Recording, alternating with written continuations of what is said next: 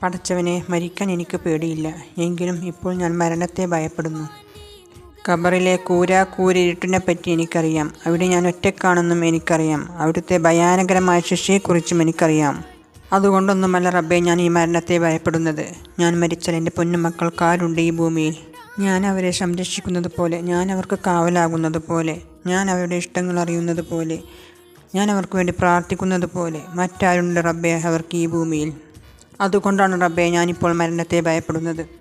ഞാൻ ഈ ഭൂമിയിൽ ഇല്ലാതായാലും അവർക്ക് സ്വന്തമായിട്ട് ജീവിക്കാൻ കഴിയും എന്ന കാലത്തോളം എൻ്റെ ആയുസ്സിനെ നീട്ടിക്കൊണ്ട റബ്ബേ, ഞങ്ങളുടെ പൊന്നുമക്കളെ സ്നേഹത്തോടെയും വാത്സല്യത്തോടെയും കരുണയോടെ കൂടിയും വളർത്താനുള്ള ഒരു അനുഗ്രഹം നീ ഞങ്ങൾക്ക് തരണേ നാഥ. ഞങ്ങളുടെ മക്കൾക്ക് കാവലായി, തുണയായി, രക്ഷയായി നീ എപ്പോഴും കൂടെയുണ്ടാവണേ. ആമീൻ ആമീൻ യാ റബ്ബൽ ആലമീൻ.